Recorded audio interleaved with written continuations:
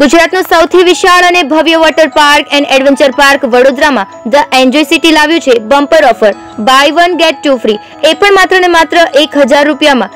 1000 રૂપિયામાં 3 વ્યક્તિને water park અને એડવેન્ચર પાર્કની ટિકિટ મળશે, એ પણ 4 વર્ષની વેલિડિટી સાથે. એટલે કે 2022ની સાલ સુધીમાં તમે ગમે ત્યારે એકવાર 3 વ્યક્તિ આનંદ લૂંટવા માટે અને એન્જોય કરવા માટે એન્જોય સિટીમાં જઈ શકો છો. બનાસકાંઠાના દિયોદરમાં ભાજપ હોય કે કોંગ્રેસ, રોડ નહીં તો વોટ નહીં, આવો એક સ્લોગન સાથે ચૂંટણીનો બહિષ્કાર દિયોદર તાલુકાના વાતમ અને નવા ગામના લોકો દ્વારા કરવામાં આવ્યો હતો.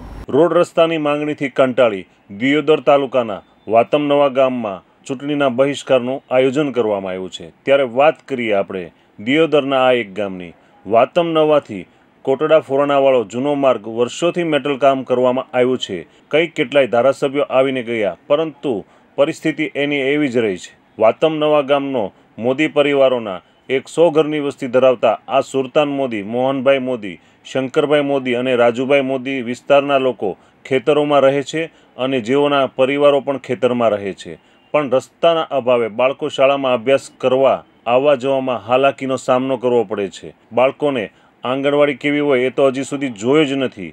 ગામના ખેતરોમાં રહેતા હોવાથી ઘરના સભ્યો જ્યારે બીમાર પડે છે અથવા તો ડિલિવરી સમયે 108 એમ્બ્યુલન્સ વાન પણ રસ્તાના અભાવે આવી શકતી નથી. આ માર્ગ ખાડાખડિયાવાળો અને પુષ્કળ પ્રમાણમાં રેતીના કારણે મોટરસાયકલ ગાડીઓ ચાલી શકતી નથી. સરકાર દ્વારા બાળકોને આપેલી સાયકલો ઉબડખાબડ રસ્તાને કારણે વારંવાર પડવાના બનાવો બનવા પામ્યા છે. લોકોની માંગ ફક્ત એટલી જ છે કે ગુજરાતમાં જો વિકાસ થયો હોય તો અમારા પરિવાર બાળકોનો રસ્તાના અભાવે કોઈ માણસ મૃત્યુ પામે ત્યારે સ્મશાને લઈ જવામાં પણ ખૂબ મોટી તકલીફ પડે છે. ભાજપ હોય કે કોંગ્રેસ, અમારો એક જ નિર્ધાર, મેટલ નાખેલો રોડ ડામરવાળો કરી આપે તો જ ચૂંટણીમાં વોટ કરીશું, એવી લોકોએ ચીમકી ઉચ્ચારી છે. રોડ નહીં તો વોટ નહીંના નારા લગાવ્યા હતા. ચૂંટણીના સમયે જ્યારે વિવિધ વિસ્તારમાં વિવિધ પ્રશ્નો હોય છે ત્યારે દિયોદર તાલુકાના આ ગામનો જે રોડ બાબતનો પ્રશ્ન છે તેમાં સરકાર અથવા તો આગામી સત્તામાં હાંસિલ કરવી હોય તે પક્ષ દ્વારા યોગ્ય કાર્યવાહી કરવામાં આવે એવી લોકો દ્વારા માંગ ઉઠી છે. આ રોડ છે જોનામ જોનો રોડ, બસ તમે હેડતી ભેમા ભાઈ વારીની ધારાસભ્ય હતા તાંડી એના ચીડી આયા માનીનભાઈ માળી એને ચીડી આયા કેશોદી ધારાસભ્ય અને અમારા ગામના આવે શિવો બાપો ધારાસભ્ય છે. પણ આનું કોઈ હજી સુધી ઉકેલ આવ્યો નથી રોડનો. અહીંયા અમારે વાતમથી કોટડાનો રસ્તો છે 3 કિલોમીટરનો. 2001થી મને જ્યાં સુધી યાદ આવે ત્યાંથી મેન્ટલ નોખેલા છે.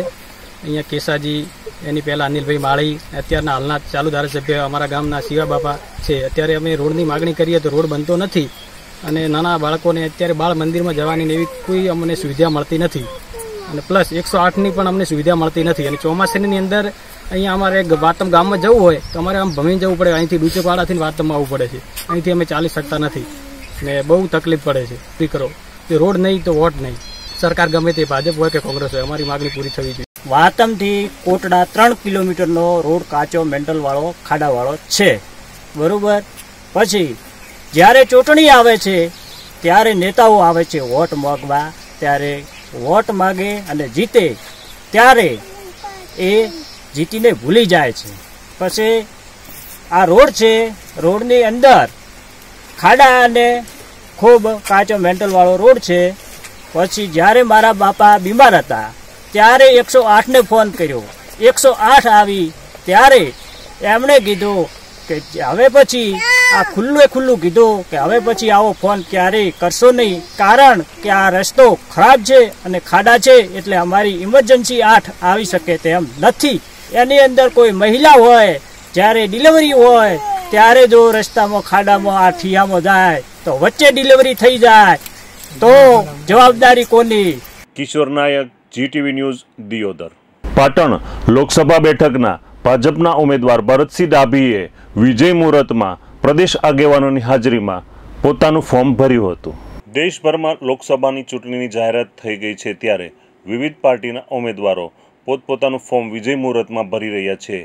ત્યારે પાટણ લોકસભા બેઠકના ભાજપના ઉમેદવાર ભરતસિંહ ડાભીએ વિજય મુહૂર્તમાં પોતાનું ફોર્મ ભર્યું હતું. ત્યારે પાટણ શહેર ખાતેના પંચમુખી હનુમાન મંદિરે દર્શન કર્યા. ત્યારબાદ કરડિયા વીર મેઘમાયા સ્મારક અને નગરદેવી મહાકાલીના ચરણોમાં શીશ ઝુકાવી આશીર્વાદ લીધા હતા. ત્યારબાદ પાટણની MN હાઈસ્કૂલ બહારના પ્રાંગણમાં સભાને સંબોધી હતી.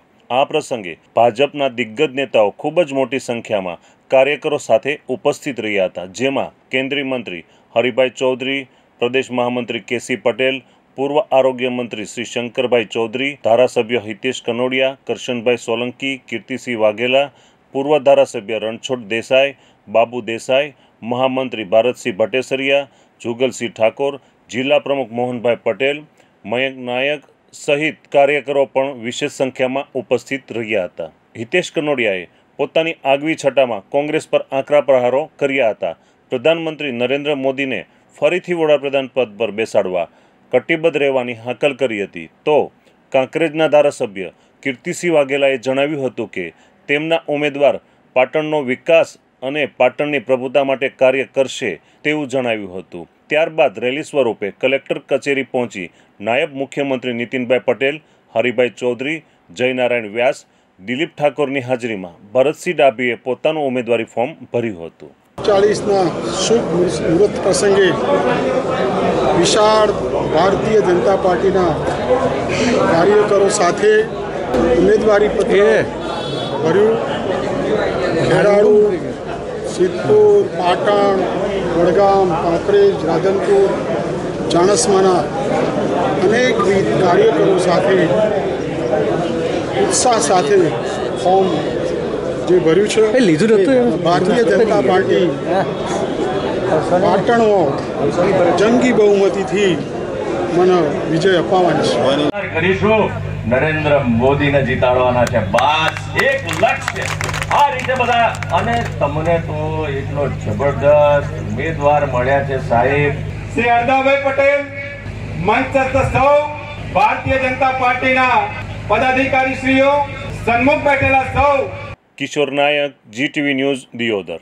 લોકસભાની ચૂંટણીને લઈને બનાસકાંઠાના કાંકરેજના શિહોરી ખાતે ફ્લેગ માર્ચ યોજાઈ હતી. કાંકરેજ તાલુકાના શિહોરી પોલીસ સ્ટેશન વિસ્તારમાં શિહોરી પોલીસ સ્ટાફ તેમજ CRPFના જવાનો દ્વારા લોકસભાની ચૂંટણીને આધારે સંવેદનશીલ ગામડાઓમાં ફ્લેગ માર્ચનું આયોજન કરવામાં આવ્યું હતું. મહત્વનું છે કે લોકસભાની ચૂંટણીને લઈને સુલેહ અને શાંતિ સારી રીતે આ ચૂંટણી યોજાય એના ભાગરૂપે ફ્લેગ માર્ચ યોજાઈ હતી. કાંકરેજ તાલુકાના થરા પોલીસ સ્ટેશન વિસ્તારમાં થરાવાડા, ઇન્દ્રામાણા, મેડકોલ, ઊંડ, તેરવાડા સંવેદનશીલ વિસ્તારના ગામોમાં આ ફ્લેગ માર્ચનું આયોજન કરવામાં આવ્યું હતું. લોકસભાની ચૂંટણીને આધારે સંવેદનશીલ ગામમાં ફ્લેગ માર્ચ કરી હતી. કિશોર નાયક, GTV ન્યૂઝ, બનાસકાંઠા.